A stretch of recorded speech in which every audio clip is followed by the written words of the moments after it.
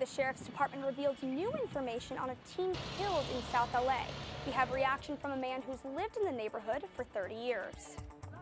Protesters outside the annual Oscar nominee luncheon are demanding more diversity and inclusion behind and in front of the camera. We'll take you to the protest. The Life After Hate organization came to USC to teach students how they've been able to disengage from extremist movements. Annenberg TV News is next.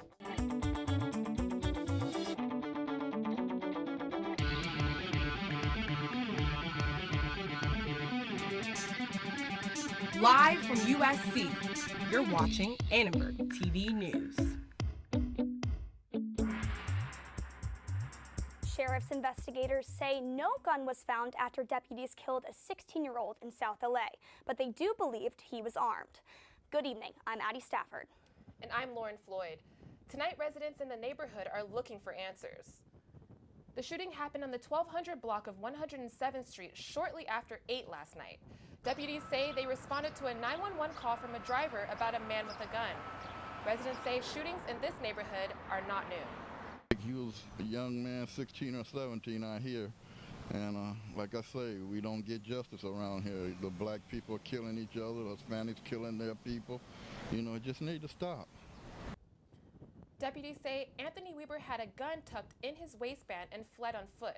They say Weber turned towards them, and that's when they fired. But the gun has yet to be found. And we're outraged because we always hear the excuse, well, we had to shoot and kill that person because we thought they had a gun, they were reaching for this gun. But in this situation, they found no gun. A vigil was held at the shooting scene late this afternoon to honor Anthony Weber and demand answers from the LA Sheriff's Department. Protesters marched today outside the Oscar nominee luncheon. They say there's a lack of Latinos in the movie business. Annenberg Media's Madeline Audley spoke to the group about what needs to change. Latinos excluded! It's not the first time the Academy Awards have come under fire. We are not asking, we're demanding. Hashtag Oscars So White has been trending since 2015. The National Hispanic Media Coalition says the problem persists. People want to work with those people that are like them. The group marched today protesting the underrepresentation of Latinos in Hollywood, both on screen and off. Protesters say they're tired of seeing Latinos stuck in stereotypical roles. See us as immigrants, they see us as undocumented, as waiters and maids. Here at the Beverly Hilton, the Academy of Motion Pictures Arts and Sciences hosted its nominees luncheon. No Latino actors are nominated this year, but writer and director Guillermo del Toro is up for 3 awards. The NHMC doesn't blame the Academy. It says it's on the studios. You're going to have to talk to us, and you're going to have to work with us. A USC study found that only around 3% of characters in the top 100 grossing films of 2016 were Latino. This despite the fact that Latinos make up more than 17% of the U.S. Only one Latino has ever won the Oscar for Best Actor, and that was back in 1950. Still, no female Latina has ever won in the category of Best Actress. Carla Luna Cantu is a senior in USC's cinema school. Raised in Mexico, she hopes to one day produce and direct in Hollywood. Stories are very powerful, and the stories can move people. She helped start the cinema school's first ever Latino organization. And though she says there's a long way to go, Carla is confident that she can help the industry change. If I'm like one of the few students here that's from Mexico and that's studying film, then I have a bigger responsibility to bring those stories and bring that representation and speak for all the people that are not able to be here. The School of Dramatic Arts Associate Dean of Diversity says the movement must go on. We've seen evidence that when we come together in a unified fashion, that it does disrupt the status quo. It does disrupt that normative. The Academy and several studios have not responded to requests for comment. The Oscars will be presented on March 4th. For Annenberg Media, I'm Madeline Audley. Tensions are rising in Washington today after Trump tweeted an answer to a bipartisan immigration proposal. And the Democrats are trying to answer a controversial GOP memo. Our political anchor Kaylee Wells has the latest. Thanks, Lauren and Addie. Trump did answer the immigration proposal, and his answer was no.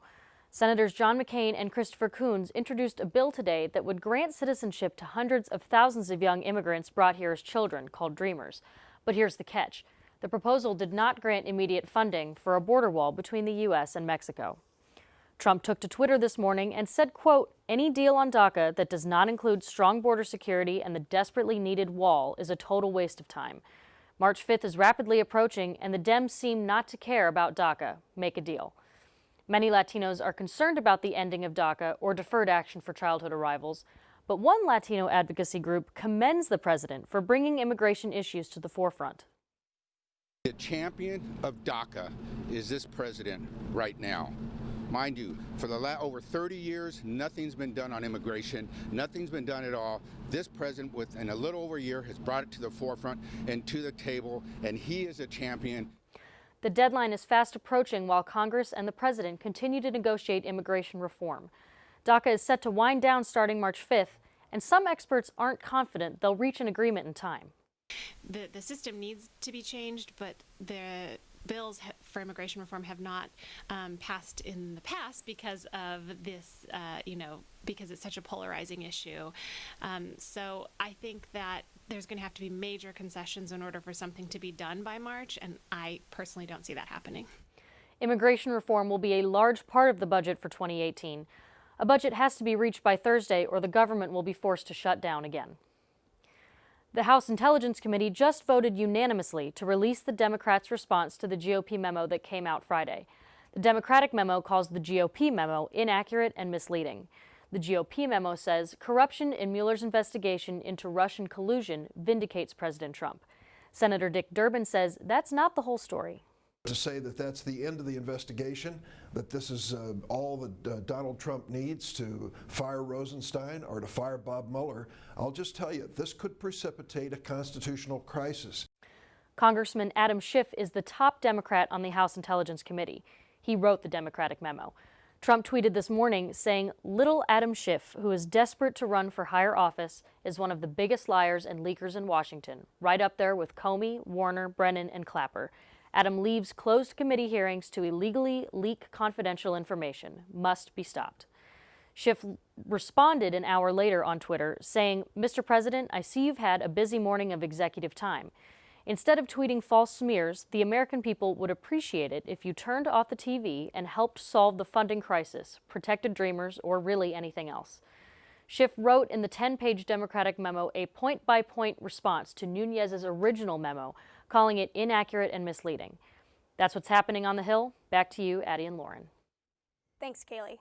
The fraternity Delta Tau Delta is currently under investigation after complaints of a racially insensitive themed party called Black Friday that was held January 26th.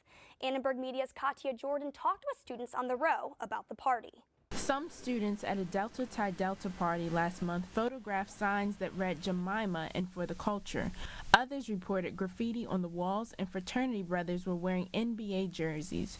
Graduate student Toby Akamalidi was upset to hear about the DTD party. Not a whole lot of black students on this campus in the first place, so the fact that a large organization would feel the need to make an event that is making fun of or having a laugh of black culture is kind of disheartening. DTD members said that the party was not racially charged and they feel like they're wrongfully attacked. Other Greek members say that there is a specific process to come up with party themes.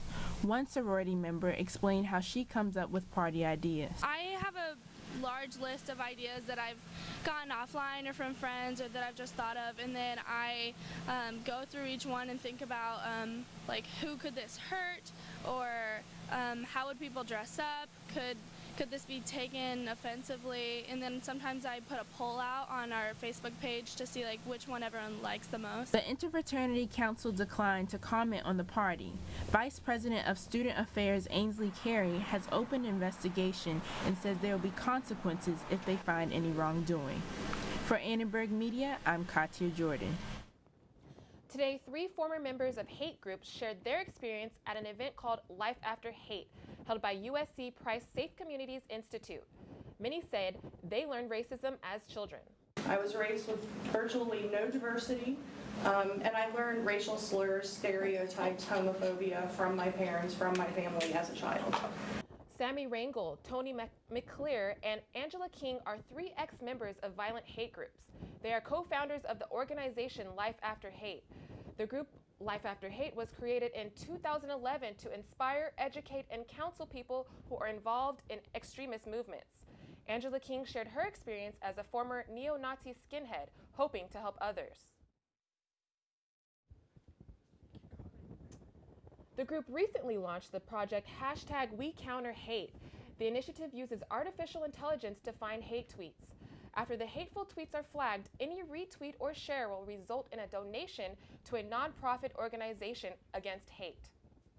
Coming up, the Dow has the single worst day in its history. And a judge has ruled in favor of a Republican group on Berkeley's campus to move their lawsuit forward. Find out why they're suing. Fresh food and cell phone services just got easier to get for low-income students at USC. We'll tell you more about this program. Recently, our country has witnessed catastrophic devastation. Hurricanes and flooding have upended lives and livelihoods. Across this great country, Americans have answered the call. That special calling that compels us, when others are down, to step up and do whatever it takes. America's at her best when, against all odds, we come together and lift each other up. Please donate to oneamericaappeal.org. America needs you. Thank you. Thank you. Thank you. Thank you. Thank you. Listen, I realize that I'm not perfect, but it all really started to change because you judge me for having a problem. No one is going to know that I need help. I need help. I know that no one is going to judge me for having a problem. I realize that I'm not perfect, but it all really started to change because you listen.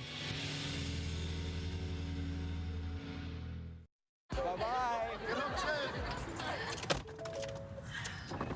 Hi. Hoping for a crisp breeze to help keep you alert. Oh, he took a sip of water too. That'll probably help. You were probably going to turn down the radio too, so you could focus, right? Probably okay isn't okay. Right? If you see a warning sign, stop and call a cab, a car, or a friend. I think the water line is what really drove it home. I blew on him.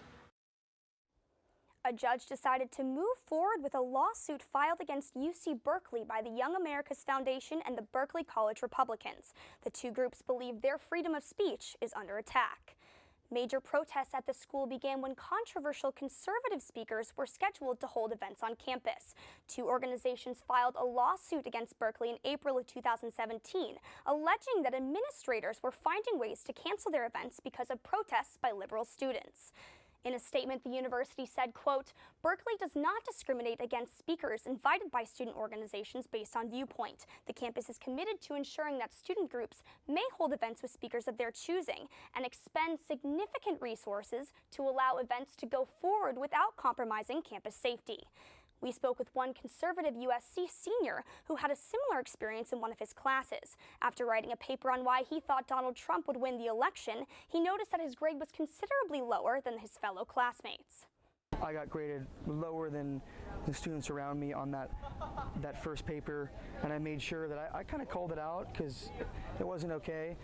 They should at least maybe give a disclaimer at the start of the class where this is an open environment. If I'm going to share my views, take those with a grain of salt, but you guys are allowed to say whatever you feel too. Feehan stressed that this was a rare experience at USC and that his teachers usually remain generally unbiased, but he does think that teachers should do a better job of promoting an open forum. Two USG members are making it a bit easier for low-income students to access their benefits.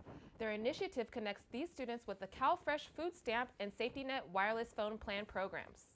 Right now, student government is running a program for low-income students to register for two government programs for EBT and CalFresh food stamps and free cell phone or data plan through Safety Net Wireless. Of course, we know that populations that are food and housing insecure sometimes are often invisible on campus. Several thousand students can qualify for these programs, so we want to make sure that no students left behind. The initiative was kick-started by Mai Mizuno and Alec Vandenberg and began last week. Students can go from Campus Center from 2 to 4 on Mondays and get help signing up for their benefits from program representatives and school faculty. Mayor Eric Garcetti announced a partnership today with Occidental College to help meet LA's sustainable development goals. The goals were adopted in 2015 by all members of the United Nations. Garcetti's office said the collaboration will help establish a network of cities that can share the best sustainability practices. Garcetti also said the partnership will give the LA the brain power, research, and data collection it needs to reach its goals. Now, today was quite a hot day today in LA, another winter/summer for us. Yeah, well, I'm hoping that nice weather continues for the rest of the week. Let's see what the rest of the week looks like with Anissa. Yes, ladies, if you had a chance to step outside over the weekend, you would have felt the heat. Luckily for us today, it cooled down. Right now, it's 59 degrees with high humidity of 83%. Now for tomorrow, we'll see up in the Inland Empire area, Big Bear will be 58 degrees, San Bernardino 80, and Palm Springs a high 82. Now towards the valley, Northridge with 77 degrees, Thousand Oaks with 74, and Malibu with 64 degrees. Now if we come towards USC and LAX area, we'll see that USC will be a nice 74 degrees and LAX 65. So if you're planning to travel, make sure to have a jacket. Now for the five-day forecast, Tuesday will be a nice 74, Wednesday and Thursday will stay in the 80s, and Friday and Saturday it'll start to cool down. Now on this day, for the past 5 years, we have seen a fluctuation in heat here in LA. February 5th of 2017 was our coolest day with a high temperature of 61 degrees and a low of 55 degrees. According to the National Weather Service, this is close to the expected and average 62-degree temperature that LA should be having this time of year. This year is not the hottest February 5th we've had, but as we continue to get this 80-degree weather, we are flirting with record-breaking February temperatures. Now to stay prepared for this February heat, dress like it's June and stay hydrated. I don't really mind this hot weather. I know it's important to stay hydrated, Yeah. but I'm cool with 80s in February. That sounds great to me. Well, thanks so much, Anissa. You're welcome. The Dow Jones Industrial Average dropped over 1,100 points on Monday, the largest single-day plunge ever. The market has fallen over a combined 1,800 points since Friday, turning it negative for the year. The Dow closed at 24,346, with the Nasdaq at 6,968 after a 273-point drop. Friday's job report showed a pickup in wages, and some fear it will cause higher inflation than expected. Market skeptics say this could cause volatility and mark the start of a long-awaited 10% market correction. Now, after all those numbers and stats, let's hear some stuff about sports. I'm wearing my Eagles green. It's a little sneak peek of what's coming ahead. Very exciting, actually. Thank you. Well, we've got the latest men's basketball updates after a weekend where they lost to UCLA. A heartbreaking loss over the weekend. We also head to the streets of Philadelphia, where they are getting ready for the Eagles victory parade on Thursday. And live from the Galen Center, USC women's basketball is taking on UCLA next on ATVN.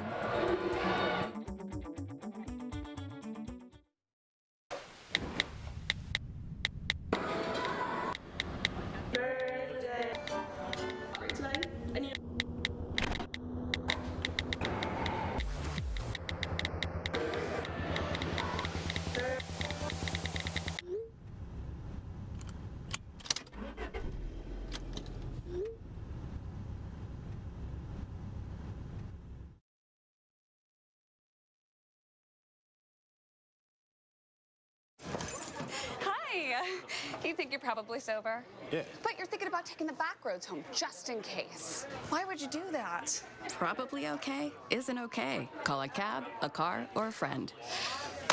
Good choice. Every year, 40% of all food in the U.S. never gets eaten. 40%. That's almost half the food we produce. Food waste is a serious problem. It impacts all of us. And it's expensive. Your family is throwing $1,500 a year in the trash. We're working hard to put food waste on the chopping block. And you can do the same at home. Learn how to cook it, store it, and share it. Just don't waste it. Go to SaveTheFood.com. After 15 years of smoking, Eva Marie quit.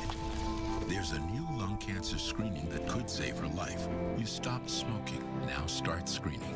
Learn more at savedbythescan.org.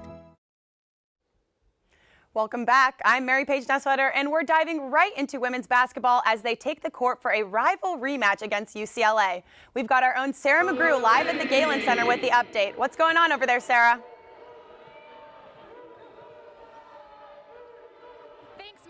This is the second time USC women's basketball is playing UCLA in just 4 days, but this time they're back on their home court in the Galen Center.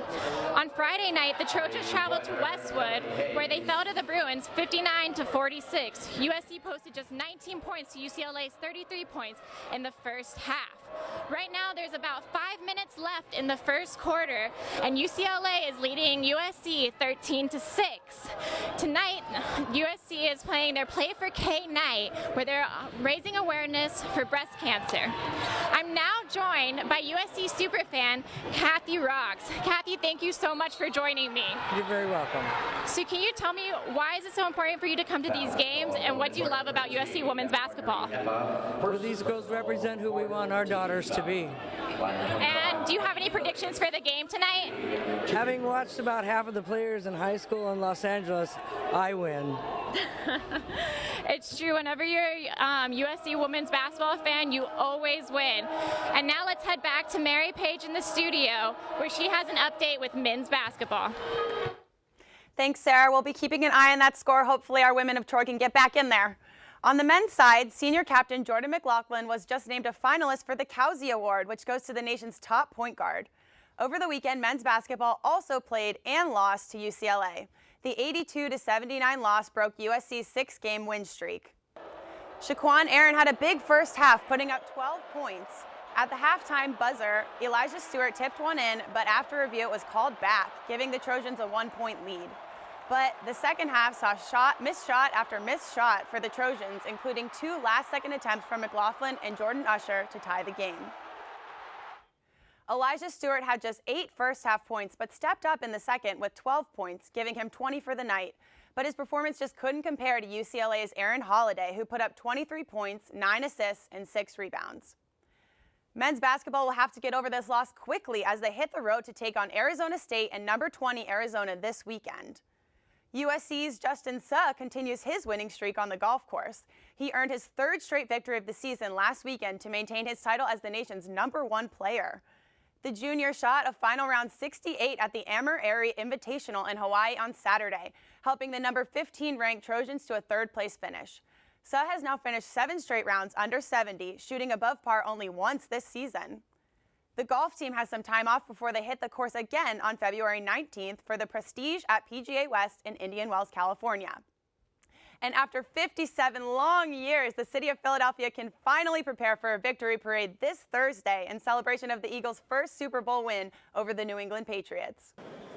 The underdogs persevered through a tough postseason after losing star quarterback Carson Wentz. Backup QB Nick Foles stepped up to the plate last night, passing for 373 yards and 3 touchdowns. His performance earned him MVP honors, not bad for a backup. Eagles head coach Doug Peterson talked about the obstacles that face the team. Everything that we've been through this season to get to this point, a lot of people, counted us out, but that locker room believed in each other, believed in me, and I got a great staff and great players, and we found a way to get it done. USC's own Nelson Aguilar showed up strong for the Eagles. He posted 9 catches and 84 receiving yards.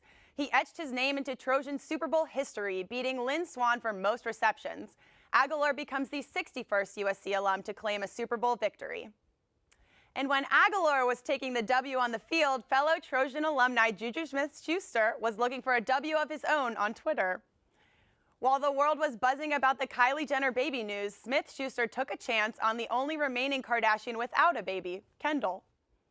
He tweeted, quote, "Yo, so Kendall Jenner, we got next, right? Hashtag God's plan." Jenner has yet to respond, and I have to say, you can't hate the man for trying. No, you really can't. He really went for it. What do you think? Does he have a chance? The man can dream. They like sports, guys. They really do. Football players, basketball players, they love it. I mean, Kendall Smith-Schuster doesn't sound that bad. That doesn't. You're right. I could work with that. I think it was a bold move. I'm glad he went for it. I know. And it was a funny joke. We support him. We support our Trojan. Thanks so much, Mary Page. Age is really just a number. Get inspired by a 102-year-old man who is living life to the fullest. Can you guess what the new concept is for Doritos chips? You won't want to miss why it's causing such a frenzy on Twitter. We'll have that for you next.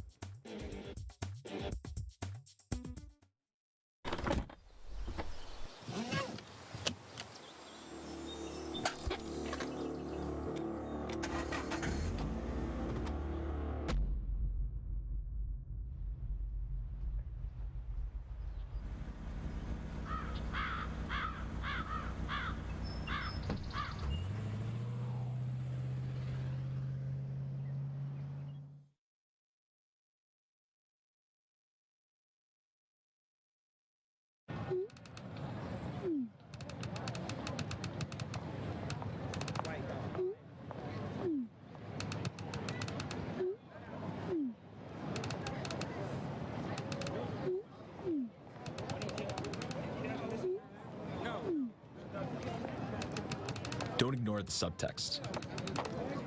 It's on us to intervene in sexual assault. Because we can. Take the pledge at itsonus.org. Hey, look, it's those guys. Are you good to drive? I'm fine. How many did you have? I should be fine. You should be. Go and step out of the vehicle for me. See ya, buddy. Good luck. So turns out, buzz driving and drunk driving, they're the same thing, and it costs around $10,000. So not worth it. A 102-year-old man celebrated his birthday this weekend by setting the Guinness World Record for oldest person to ride a zip line. The adventurous Glenn Quillen is already planning his next birthday when he will try to set the record for oldest skydiver at 103 next January. Today, the CEO of PepsiCo has come under fire after she announced plans for creating female-friendly chips. Indra Nooyi says that this new line of chips will easily fit into a handbag and won't make a loud crunch when being eaten.